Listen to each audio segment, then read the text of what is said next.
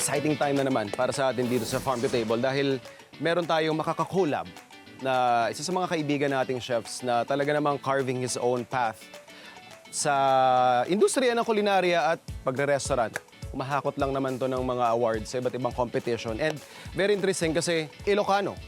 Natangtangkanan nga Ilocano kasi galing ng Ilocos, Narbacan yung ating kaibigan. So makakasama natin ang ating kaibigan, Chef Richard Gomez or Chef Chad. Thank you, Chef. Thank you, Chef. Chef, Thank you. yan. So si Chef Chad, tsaka ako nag-usap na siguro one of the most recognizable Ilocano dish aside sa mga usual nating pinakbet and all is yun nga, yung poki-poki. So pag poki-poki, Chef Chad, ano ba yung pinaka-main ingredients na dapat meron?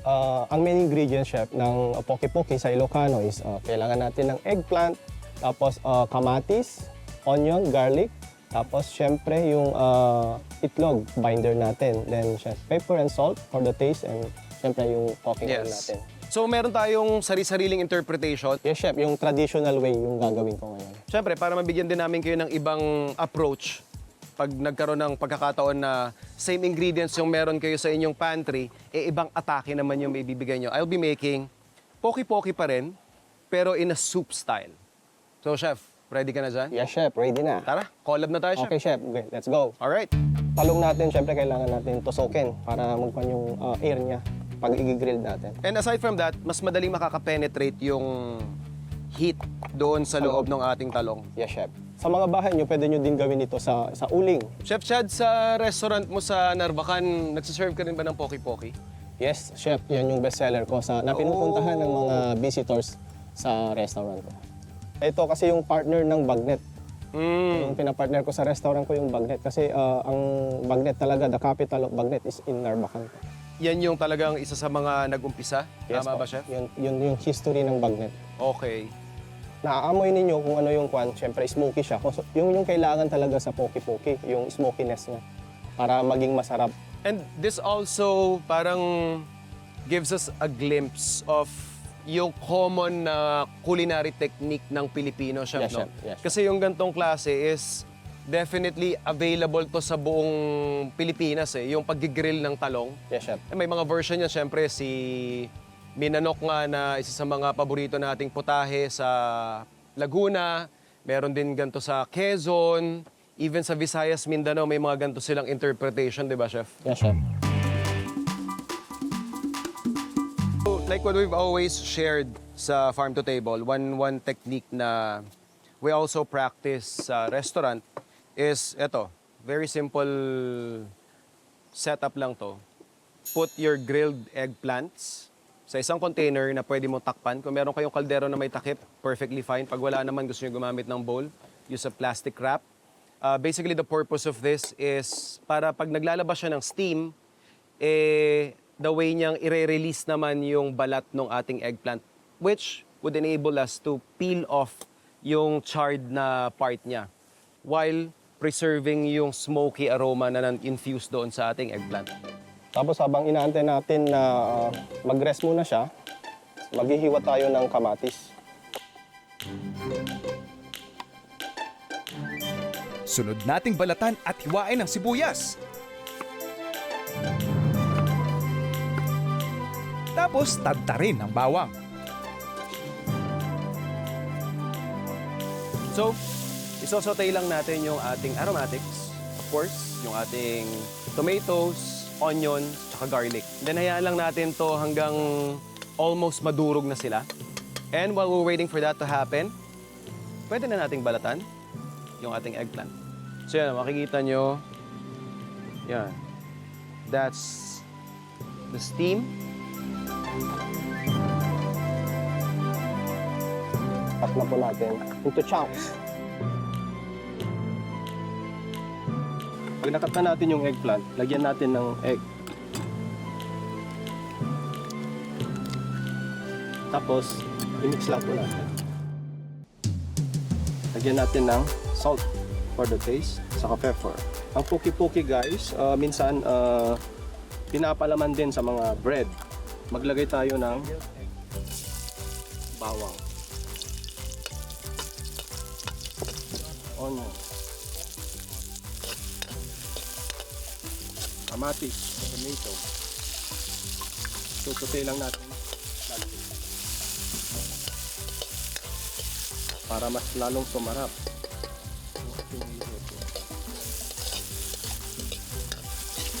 Since we are turning our grilled eggplant into a soup, yan, makikita nyo hindi linis na linis yan. Hindi natin totally tinanggal yung mga charred na skin ng eggplant only because I want the broth to be infused with a deeper smoky aroma. At this point, okay na ako dun sa base ng aking soup. Kung mapapansin ninyo, makapal pa yan. Mamaya, gagamitan pa natin ng ibang liquid yan. So, let's just set this aside to cool down. Tapos, magpo-poach naman tayo ng ating itlog. For poke-poke, kagaya ng sabi ni Chef Chad, dapat meron niyang eggplants, aromatics, and itlog. So, dahil soup siya, ayaw naman natin siya parang maging egg drop soup yung itsura. So, for our parang pinaka-garnish, we will be using poached egg. Pagkatapos na masute na yung mga tomato, garlic, and onion, ilalagay na natin yung eggplant, tapos yung egg.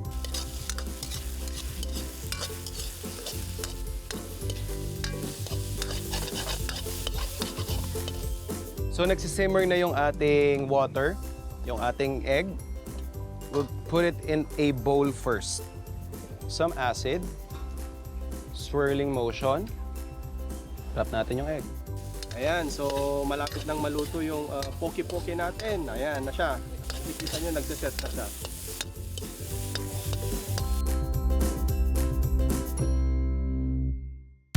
Dadagdagan pa natin ng stock yung ating poke-poke base.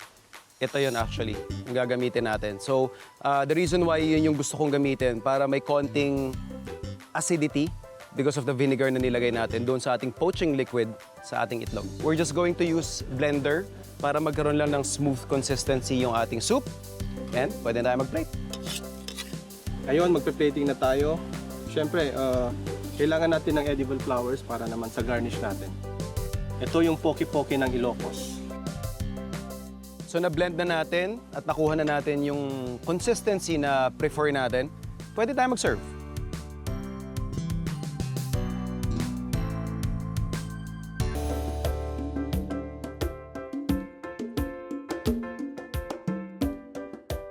Food Explorers, alam niyo ba dati nagtatrabaho ako sa buffet restaurant at kada punta namin dun sa mga branches dun, ang inaabangan ko lagi yung mga Spanish dishes. Kaya pumunta tayo dito sa Tomas Morato kasi narinig ko, ito daw ang the best Spanish restaurant dito sa Tomas Morato. Baka sa Pilipinas pa. O, di ba? At kasama natin ngayon ang owner nitong Mi Cocina. Nandito si Chef Josh. Chef, Hello, thank you so Martin. much for having me. Thank you also for having us. Chef, paano ba kayo nagsimula dito sa Mi Cocina? This is actually a pandemic-born business. So I started selling this online, so that's Facebook and IG. I just posted a photo, and then someone ordered it, and then tuloy-tuloy na siya. And now, we are a big restaurant. Isang order lang, isang photo lang, tapos kumalat na siya. Yes. My mom kasi has a Spanish blood. So, usually what she cooks before, yung mga like morcon, Spanish caldereta, mechado, mas madaming Spanish food talaga. So, during the pandemic, walang work, so I was just at home. I was just cooking. And then I tried cooking the paella, which I learned in Barcelona, Spain in 2018. But it was first taught by my mom. Pero the Spanish way of cooking the paella, I learned it from Barcelona, Spain. So, I will provide minimal help. okay. Chef, I So, of apologize. course, yeah. So we will be cooking the paella using the paellera. So this is, we call this paellera. Paellera. Yeah. So in Spain, this is where they cook the paella talaga. So we sprinkle a little of olive oil. Chef, question, what Yes. size is this? Kasi may nakikita ko, mas This is- malaki pa eh. Yeah. Here at the restaurant, we serve three packs, 6 packs. And we have a party size of paella, which is 15 packs. This is for? How many This is people? a 3 packs. 3 packs. Yeah, 3 packs paella. Parang, pag ako kumain, pang 1 packs lang to. Pang 1 packs lang Oo. to. Chef, anong rice yan, yung nilalagay mo? Okay, I'm using, here in Mi Cocina, we use the paella rice. We use paella rice because it's different from other kinds of rice kasi the paella rice absorbs the broth and the sauce of the paella. Kasi ang experience mo lagi sa paella, parang mas sticky yung rice. Yes. Tapos, may flavor. Yes. So the broth that we use, that's chicken and seafood broth. Because the one I'm going to cook right now is the marisco. So marisco is a seafood paella. It has shrimp, it has mussels, and clams. We're gonna saute it with rice na. Sige, tulungan kita, chef. Yeah. In that way Paano kasi, the juice and the seafood taste will remain or retain in the rice. So we will saute this first. So the paella kasi originated in Valencia, Spain. So seafood talaga. Actually, it started as a farmer's food. So yung mga farmers in Spain, in Valencia, parang they came up lang with rice, with seafood, and yun, they called it paella. Paella. People are thinking kasi when they hear paella, it's a very expensive dish. But That's true. in Spain, it started as farmer's food. Galing. So you can smell Amoy the pa lang, aroma. yeah. I can smell it. Initial pa lang to, So steps that's pa lang actually siya. the aroma of the seafood pa lang. So after simmering this, we will add on the Spanish ingredients. So we have, of course, paella will not be paella without the saffron, and then the other secret spices that we use. And this is the very first dish I cooked during the pandemic. Ito talagang marisco ang binibenta ko online. Ito ba yung nag-viral? Ito Yes. this one started everything. Yes. Mi Cocina started with this dish. So I was just posting it on Facebook and Instagram, and then some friends, they were like asking if I sell it. So I started selling it online. Me and a partner, which is a family friend, we opened up a small takeout place, and I called it Mi Cocina Paella. From a 19 square meter property, now it's a 400 square meter property. Since cafes are booming, bars are booming, restaurants are booming, so I decided to make it a cafe, a bar, and a restaurant as well. That's why we changed it to Mi Cocina Cafe, Restaurant, Bar. Chef, ano mangyayari pagkatapos nito? Okay, so we have to simmer the rice until cooked, and then after that, it's ready to cook. Okay. So, Food Explorers, habang hinihintay natin yan, ikutin muna natin itong Mi Cocina. Food Explorers, habang busy pa si Chef na ihanda yung paella, ikutin muna natin itong Mi Cocina. Tara! Buenas tardes, sir. Buenas tardes, ma'am. Okay, dito na tayo sa loob. Kita mo naman, greeting pa lang, di ba? Espanyol na. Buenas tardes, good afternoon. Dito, sa first floor, pagkapasok natin, meron tayong makikita na cafe. Kung gusto nating chumil, ayan, may mga tables tayo dito. You can also order coffee from the counter. Buenas tardes. Now, tapos na kayong mag-coffee, gusto nyo dumiretso na sa lunchtime. Gusto nyo makatikim ng the best Spanish food. Akit tayo. It has that perfect Spanish restaurant vibe. Meron sila ditong nakalagay, ¿Qué pasa? Which means, what's happening? Di ba? Siyempre, andyan dito yung event nila, yung private party na pwede nyo rin silang i-book. Kung gusto nyong magpahangin ng konti, we have an area for that. And it's very consistent with the vibe of the whole restaurant. So, if you guys are looking for Spanish food that gives you the whole experience, you guys should visit Mi Cocina here in Tomas Morato. But the tour ends now, and we are now off to the main event. Luto na kaya yung paella para sa atin ni Chef? Tara, let's try it out. Chef, before we indulge, introduce muna natin sa Food Explorers, ano ba yung nakahanda sa atin sa table? Okay, so what we prepared for today is the gambas al ajillo. And then we have this is my mom's heirloom recipe. So this is the las carne res caldereta. Caldereta, Yes. yes. And of course, Mi Cocina specialty, the marisco paella. Okay. Chef, gusto ko lang bumalik dun sa gambas. And that's best eaten with our sourdough bread Whoa! soaked in gamba sauce. So you'll taste the aroma of the gambas. And I like the clash of taste, taste. of the garlic with olive oil and the sourdough bread. Kasi parang tama yung pag-complement nila sa isa't isa when you taste them together. Actually, that's the best seller here in Mi Cocina also. Parang every table, they have to order gambas. I want you to try the callos a la madrileña. So it's also a very famous Spanish cuisine. Yum. Sarap. Sasabihin ko dapat, chef, yung mga strips kasi na ganito, usually the comment, parang medyo Gooey, matigas, yes, gooey. yes. Ito, isang kagat mo talagang madali siyang nguyain. Yes. Very tasty, very flavorful. Chef, Yeah, you're ready to taste the ano. I am ready. This is the heirloom recipe from my lolas, from my mom. So this is caldereta. Ito na. Las carne res caldereta or a Spanish caldereta. A Spanish so a caldereta. Spanish caldereta naman is we don't use tomato sauce. So what we use is just the natural juice of the beef and olive oil.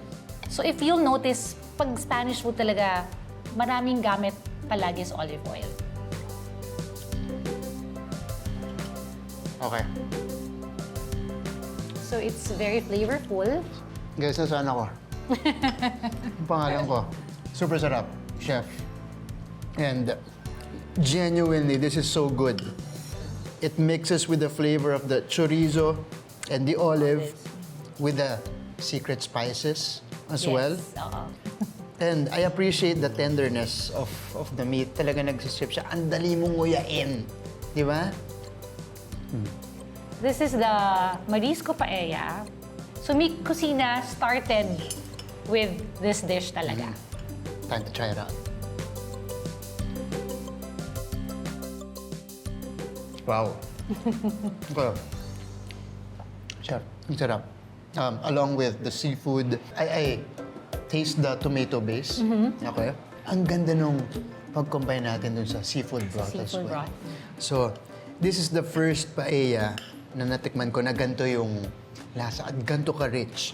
Okay, so Martin, you're not done yet kasi we will let you taste our desserts here in Mi Cocina. Of course, Spanish latte, Spanish latte. the Basque cheesecake, and then the Spanish chocolate cake. I've tasted a few Spanish lattes.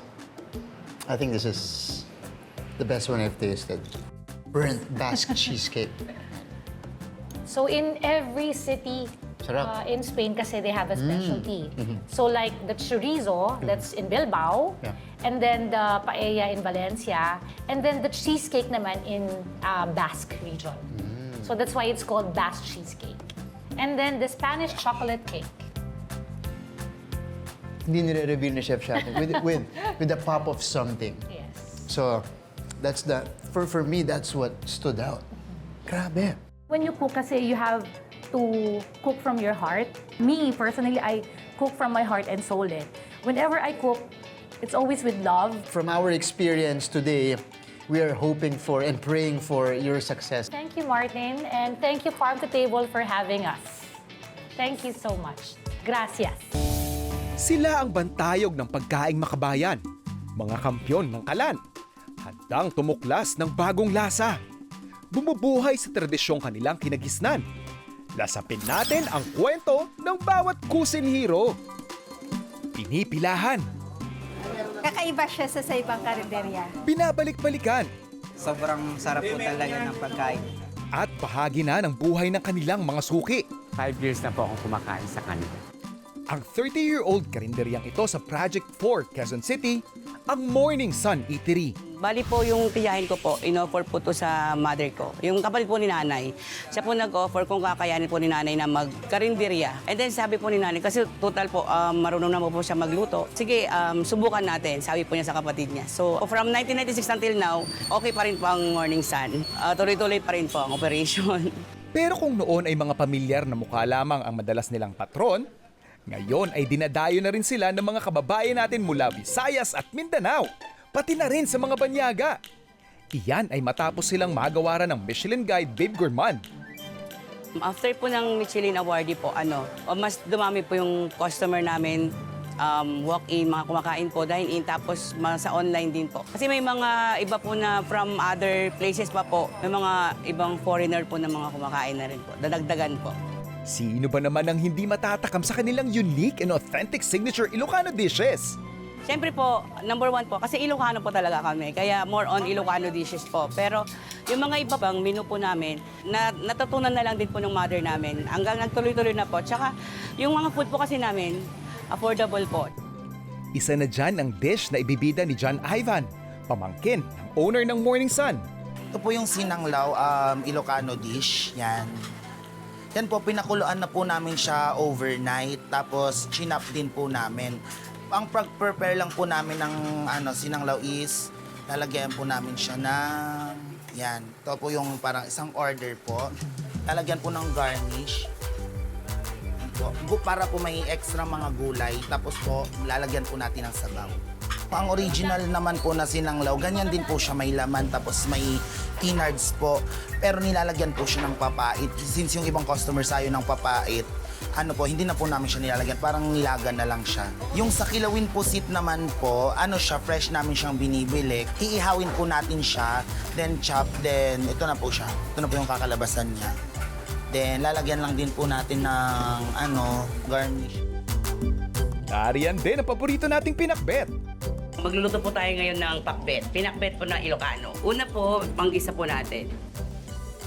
Tapos ang ating kamatis po. Tingnan po natin, maluto po yung kamatis. Ang ginagamit po natin sa pakbet ay bagong isda po talaga. Galing po ng Ilocos. Luto na po yung ating panggisa.